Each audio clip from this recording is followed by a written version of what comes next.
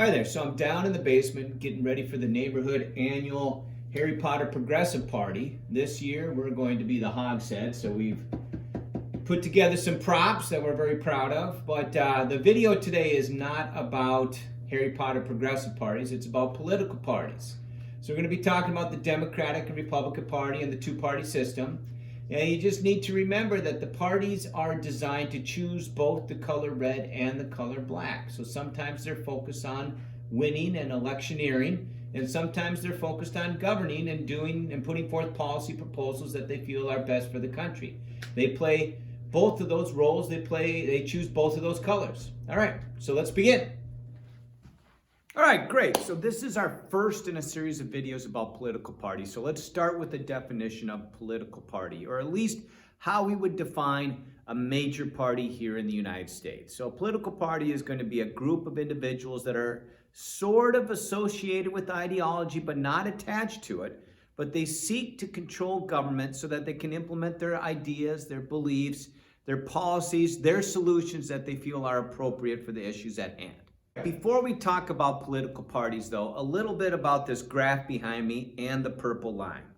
So you're unaware, this looks like a normal curve. We call this the electorate line, and I will even label that for you, okay?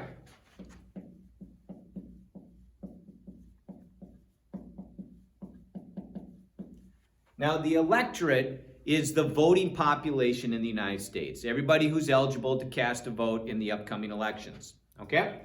Now, this normal curve, what it's showing me is it's showing me the number of voters that happen to be of a particular ideology. So I look at the area between the electorate line and this line down here. The larger the area, the more people there are of that ideology. So I can clearly see that most people in the United States tend to have a moderate ideology. And then as I get out to the edges, I find less and less people with those more extreme ideologies.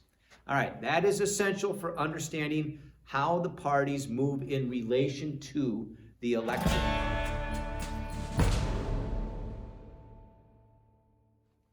Now, the United States is what we call a two-party system, which means in any given election, there's one of two parties that have a legitimate chance to win. And I'm sure you know what those two parties are. That's right, it's the Democratic Party and the Republican Party. And let's throw them up here. Which of those parties is generally associated with the liberal ideology? The Democrats. That's right, the Democratic Party. Okay, now for shorthand here, we're just going to throw up Dems.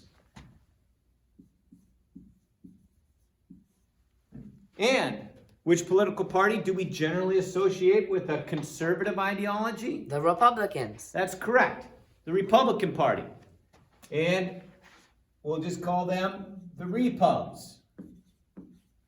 Now, this is how it works, okay? So the Republican Party is what we would call, well, both major parties are umbrella parties or coalition parties. They're trying to fit enough voters under their umbrella to win the election, okay? So you think about it like this. How far to the right is the Republican Party going to try to appeal to get votes? Okay. They go all the way to the edge of the spectrum, right there. Now, they don't try to appeal to reactionaries because typically reactionaries don't feel that the change they want can happen within the system. So a lot of times, people with reactionary views don't vote. So why try to waste your resources and appeal to them when they're not going to vote anyway? Okay, so the big question, though, for the Republicans is how far to the left are they going to go in order to win? Their primary goal as a major party, your primary goal is to win the election, okay? All right, and you're right. They're going to go a little bit past the middle because they are somewhat associated with ideology. They don't want to move too far from that conservative ideology, but they are willing to take more moderate positions in order to win the election. So how does that look on the Democratic side here? What are the Democrats willing to do? First off, how far to the left are they willing to go to win the election? That's right. Just to the end of the spectrum. They're not going to try to appeal to radicals. Radicals don't believe that the change they want to happen can happen within the current system. So they typically might not vote. And so why waste resources trying to appeal to them? The key here, though, is how far to the right are the Democrats willing to go to win the election. Okay? And that's right, they go a little bit past the middle. Okay?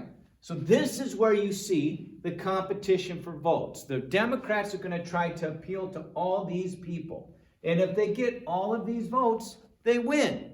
The Republicans are going to try to appeal to all these people. And if they get all of these votes, they win.